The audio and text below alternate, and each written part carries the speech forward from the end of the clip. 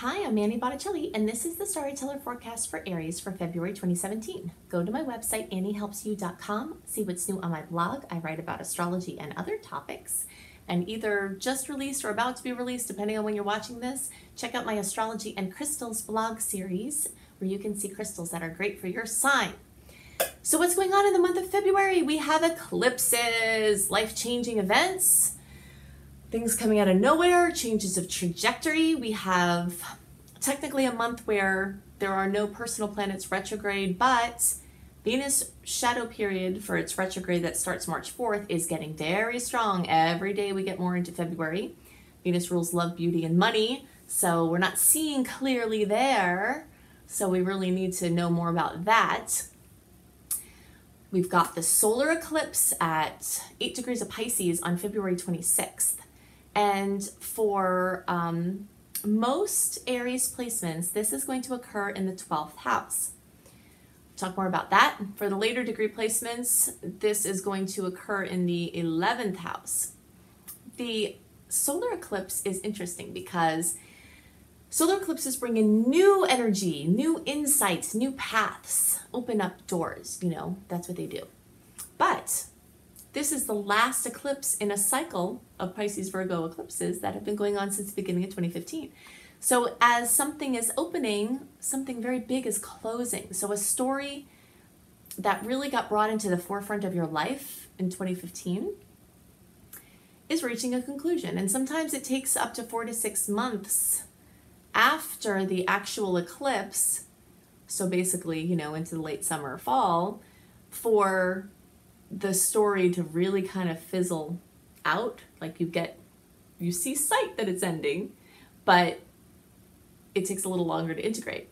But in any case, something is getting wrapped up, but it's ending with a hint of the next book. Like if you're reading a book in a series and you read this epic book of this 2-year book of something that's been going on for you, and then it ends, but they give that little sprinkle of, oh, well, but this is open, and then that's what starts the next book, right? So this new solar eclipse is activating, is bringing opportunities in the 12th house. And even though I say that the late degree placements are not experiencing the solar eclipse in the 12th house, they have it in the 11th, what I'm going to talk about with the 12th house potentials is still equally as relevant for all placements, because the late degree placements still have a lot of energy in the 12th house, massive amount of energy in the 12th house, both short-term and long-term.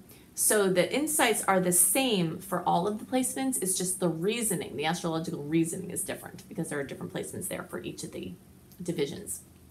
So let's talk about what the 12th house is so we can understand better what the potentials are. Now, Aries energies tend to feel things more intensely than other people, and that's because the house of the 12th house is Pisces, right?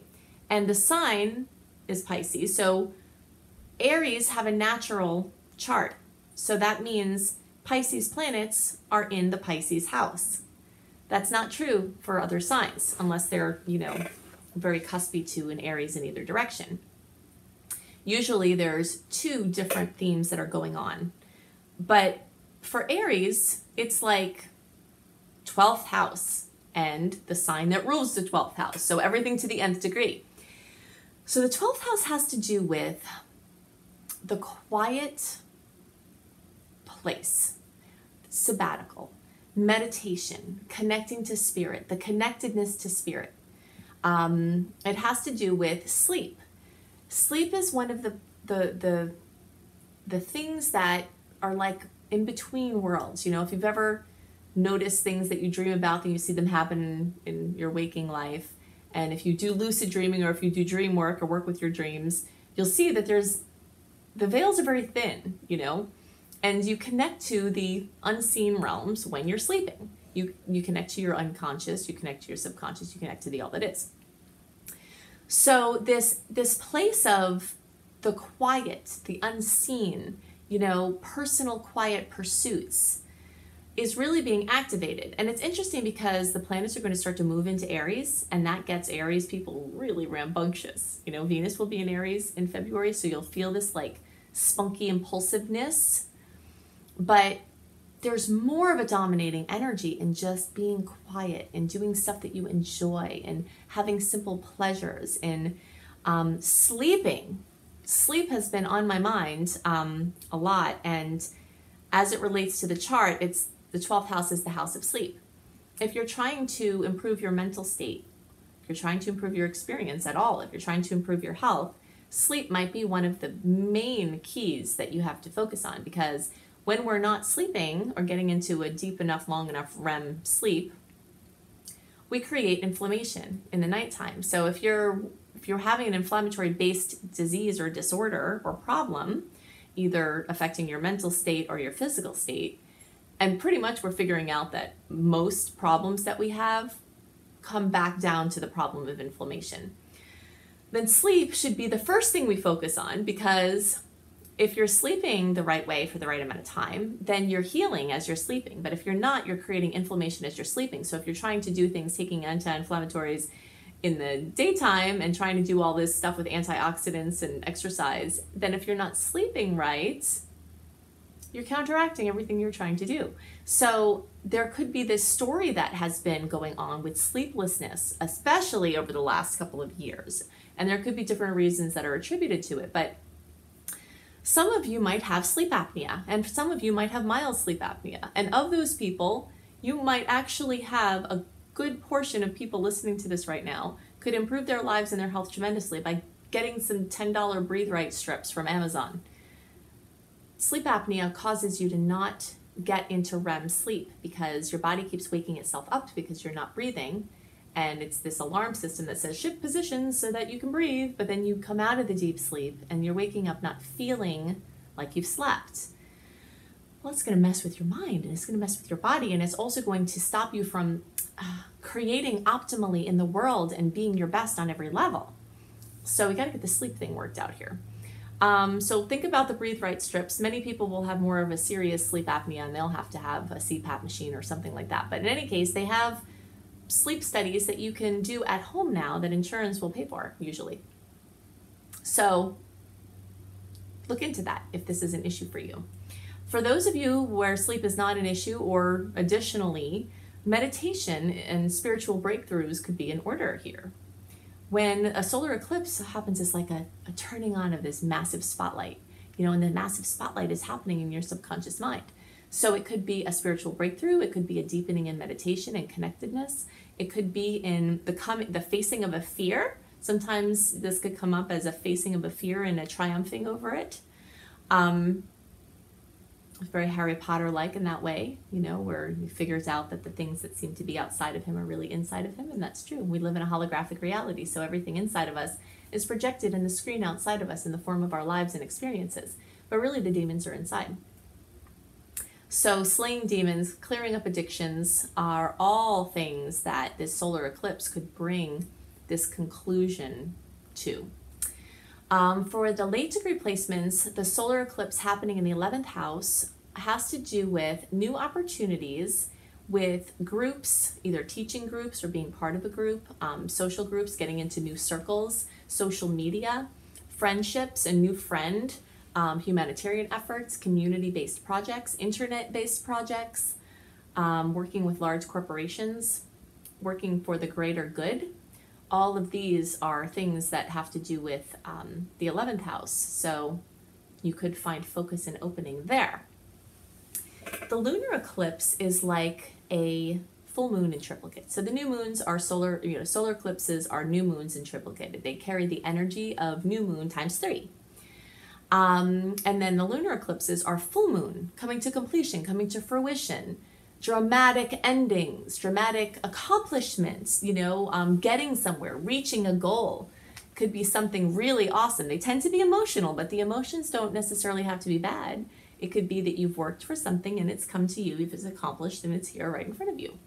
And the lunar eclipse might make that triply as powerful. Sometimes it can bring drama though, and difficulty and challenges as well. So for the early degree placements, so that's basically really just the first days of the sign, of the first degrees, if you're watching for your rising sign, you could have this drama, this challenge, this coming to fruition, this accomplishment, in the 6th house, which is health. So there could be a health crisis, there could be a health breakthrough, there could be something closing with an old way that you related or a focus that you had.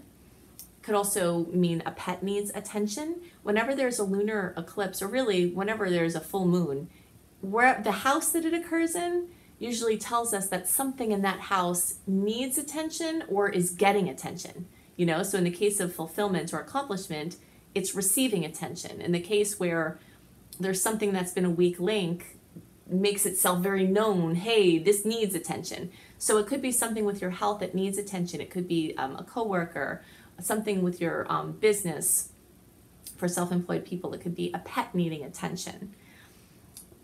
So that's just the early degree placements might have some of that, but all of the early, middle, and late degree placements will experience this energy of fullness, completion, fruition, drama in the 5th house. And the 5th house has to do with children. And again here, since the lunar eclipse is at 22 degrees of Leo, it's on February 10th, the lunar eclipse, the 5th house is the house of Leo. So we're talking about the house of Leo and the sign of Leo. So the chances that something Leo are going to be affected by this full moon are intensified for Aries placements because the sign and the house match because of the natural chart of Aries. So a child needing attention. Many people are going to have a child need attention. And if you're listening to this early, which I always post these at least a month early to give you a heads up, if one of your kids has been needing something, be super proactive with getting them what they need. Be very assertive, very consistent with looking into finding answers or being consistent to get the help that you need for something that your child needs, because something could come to a head there.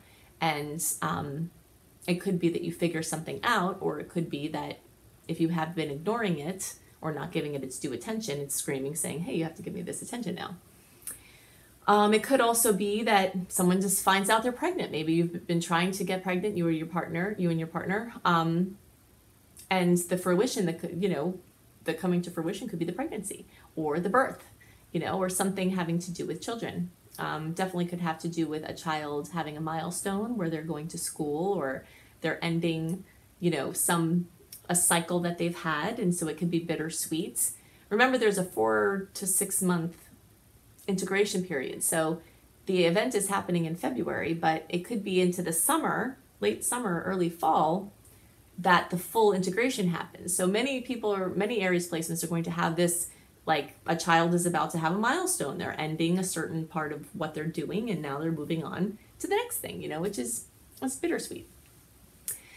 So when Venus is in retrograde, which it is not in February, but the shadow period is getting stronger, and so all of the rules of the retrograde apply in February.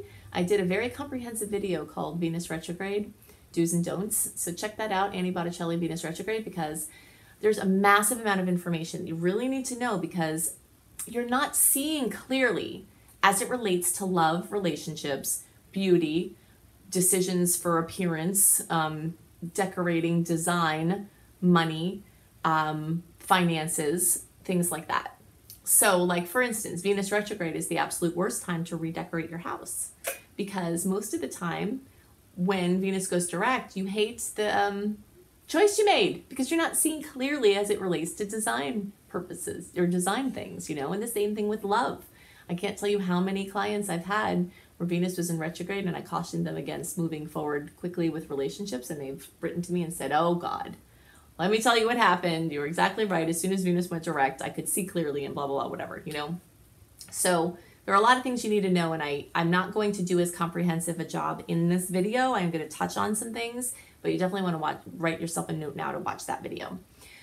But I do want to talk about the days that carry sweet energy and the days that carry challenging energy for February. And I do want to talk more about this theme of the eclipses, which is be the spider. Aries energy is very active. I have Aries rising, and I know that I'm very active and I'm very assertive with trying to bring things into my life or do things. But we're dancing in the retrogrades here, and we're also in the eclipse cycle. And eclipses bring in things to you that bring major change very often. But it's not the time to go out seeking it. It's the time to weave the web and hang out and wait for the food to come to you, and then be careful with how you activate those opportunities.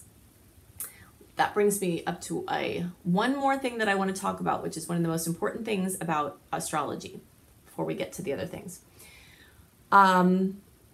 Very often I will hear people say, all these good potentials were sitting around me and nothing happened with them. So therefore, astrology is wrong, or astrologers are wrong, or blah, whatever. It's not true. What the truth of the matter is that astrological potentials, transits, are like ingredients. You know, I'm Italian, and I've had a strong focus on food in my life. And so I always relate everything back to food and recipes. So if you have a bunch of food on a counter, or you have a bunch of, ingredients, and let's say it's pizza, right? And you leave the room and you come back in the room and the ingredients are still there, and you say, where's the pizza? You didn't make the pizza. You had the potential for pizza on the counter, but you didn't make it. The universe gives us things sometimes, and we have to do something with them. Now, even though this isn't a time to go out and be super active, it's the general understanding about the potentials of the transits. There are things that you can do and be active while in retrograde. It's just more of dealing with the things that are right in front of you than going out and trying to make something happen or looking for things to do, you know? So you basically, if you want to have the good things from the astrological transits, sometimes it requires you taking an active role in your destiny and aligning your will with divine will to be a co-creator in your life.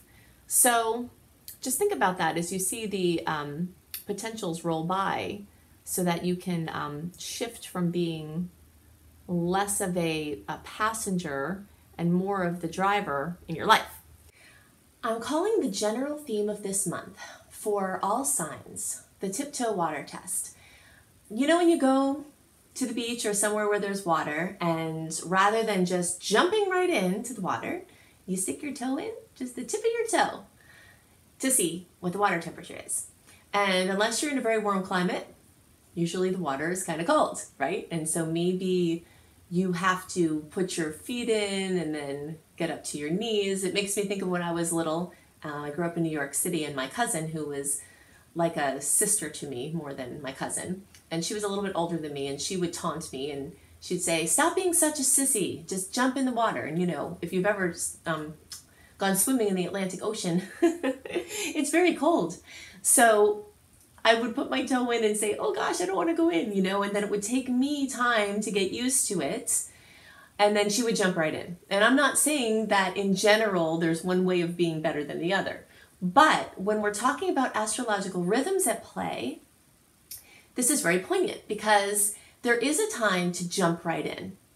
And there's a time to do the tiptoe water test and go in and get used to it with your ankles, and then slowly go in and get used to it with your knees, you know, etc. And that's the time that we're working with in February, because even though we technically don't have any planets, personal planets, meaning the ones closest to us, like Mercury, Venus, Mars, are usually the ones we talk about being retrograde, the personal planets, we don't have any of that happening technically in February. But we just got past Mercury retrograde and its shadow period, and we've started Venus retrograde shadow period. Venus goes retrograde from March 4th through April 15th. Venus retrograde happens around every year and a half.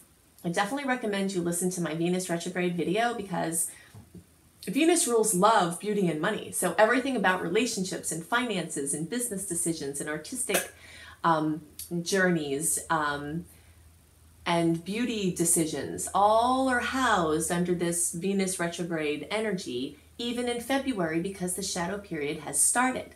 So I go into a massive amount of detail about what to do, what not to do, and why in that video that I'm not going to cover in this. So you definitely need to listen to that as a supplement to this video, and really pay attention to that for February, March, and April. So when we're in a shadow period of a retrograde, like we are in February, right? It doesn't go retrograde till March 4th, but the shadow period started at the end of January. So the whole month of February, every day we get closer to March, is getting deeper in this Venus retrograde energy. It's kind of like when you go to the beach. If you haven't crossed over the bridge yet to the island that the beach is on, you start seeing little beachwear, tourist places and little tiki huts and things that feel beachy, but you're not at the beach yet, but the beach vibe is there, So that's what a shadow period is like. It's like it starts acting as if you're there, even though you're not officially. And it's very relevant because the same rules pretty much apply for the shadow period as they do for the retrograde. And that is to not jump into anything that's a long-term commitment if you can possibly help it. Now, this is doubly so because this is a rule of the retrogrades, and this is also one of the things that we talk about with eclipses. February holds 2 eclipses. We have a full moon eclipse on February 10th, and we talked about that some. That's the lunar eclipse at 22 degrees of Leo. And we've got that solar eclipse on February 26th, that's at 8 degrees of Pisces. So when we talked about that as well, so the general energy of eclipse is kind of like that be the spider energy. You weave your web and then you let things come to you. And you act as is necessary, but not unnecessarily and not without caution. So that's the story of the energy of February is, you want to tiptoe in, you want to get used to the water, you want to try things on. It's a wonderful time for going back over things. So anything that starts with the word or the prefix RE, redoing, resting, couples therapy is something that's amazing for retrogrades. Going back to romantic places that you've been with your partner before, bringing the magic back, spending more time with your partner, anything that you're kind of returning back to within your relationship. And it doesn't have to only be a challenging thing. Sometimes Venus retrograde can bring up arguments and problems. If there are weak links in your relationship or your money space, they're going to show up because that's the job of the retrograde. But if there's sweetness there as well, then sometimes a return of the magic occurs. So it's a good time to spend more time with your honey. It's not the best time to take on a new romantic relationship or a new financial relationship if you can help it, because you have these rose-colored glasses on as it relates to money and love and beauty and artistic things, expensive items and things like that. You're not seeing clearly, so you don't want to make big decisions. But trying things on, experimenting, making small decisions, being cautious is great. Learning and education is wonderful. Trying on something for a new profession, getting some information or education that might prepare you to do something in the future. All of that is fine for the retrogrades. We just want to keep our commitments to between 4 and 6 months, if possible, Also the same goes for a move. If you have to move or you're trying to do something different, when you move someplace, go into temporary lodging, don't get there and then buy a house, you're not seeing clearly is the whole point. And when Venus goes direct, you'll look at everything totally differently. So you want to make sure there's wiggle room with the arrangements you've made so that when you see things differently, you're not locked into too much that you then can't shift. See, that's part of the point. So it's an artist's wonderland. Retrogrades are wonderful for doing art. And they can even be great for selling art, especially when you're going back to people or doing things before that you've done for promoting it. Backing up files is one of the single most important things you can do during any retrograde. So many people are going to have their important things lost during retrograde. So if you want to spend the time doing this proactively, I always make these, do these videos early so that you can get prepared for the time. As soon as you're hearing this, it would be good for you to be backing up files. And backing up anything and seeing to security and just kind of getting everything, all your ducks in a row that way. Some sweet energies that will be present, and you can see more about why I'm calling these sweet energies, what planets are at play, etc. when you sign up for my free email newsletter. So if you go to anniehelpsyou.com and you sign up for my free email newsletter, I do a write-up a month early, a written version of the energies ahead with more details about what goes on the certain days that make certain days bring sweetness, and then the challenging days. So the sweet energies are on the 9th, 10th, 11th, 13th, 14th, 16th, 20th, 21st, 23rd, and 26th. Okay, so 9, 10, 11, 13, 14, 16, 20, 21, 23, 26. Now also remember, when I give you these dates, that we can experience transits before or after the actual day they occur. So it's like the days around these days, you can feel the energies that are true to the transits occurring on those days. Before I give you the challenging days, I also want to remind you, if you have already signed up for my free email newsletter and you're not receiving my monthly reports, there is some sort of glitch in many email services that put group emails into your social or promotions folder. So I send these things out like clockwork, like around a month early. Every month I always have, and I will continue to do this. So if you're not getting them, it's possible that they're going either to spam, to your social or promotions or events folders, and you're not even aware of it. So look in those folders and do a search for Annie Botticelli, and you should find some there, very likely. And then you move them into your inbox to let your Gmail or whatever it is, Gmail is infamous for this, know that you want those things into your inbox. Okay, so I've had this happen quite a bit. Okay, so the challenging days are the 2nd, the 5th, 10th, 22nd, 26th, and 27th. 2nd, 5th, 10th, 22nd, 26th, 27th. You might notice that some of these dates are ones I listed for the nice transits, and that is true because there are some challenging aspects that are happening at the same time as there are sweet aspects. So you might get, you know, a mixed bag there. So the themes for the month: tiptoe water test, avoid the deep plunge, try things on, do things short term. You can make decisions as they relate to moving some things along, but not big launches, not big new things, not investing tons of money unless you have it to spare. Definitely check out my Venus retrograde video so you can understand more. The fact that Venus is in Aries through the month is going to make people want to be rambunctious and impulsive, and that's adding to this energy where you're going to want to do something, and it may or may not be the best thing to do. So be the spider. Let things come to you and leave wiggle room with how you activate those potentials. Definitely go to my website, AnnieHelpsYou.com. See my offerings. I teach an astrology apprenticeship program, a course on creating successful online business if you want to be free of your geography and work online. I also have a new coach certification course that includes my online business course if you'd like to be a coach as your profession. I always have new things on my blog, so check it all out at AnnieHelpsYou.com, and I will see you next month. Bye.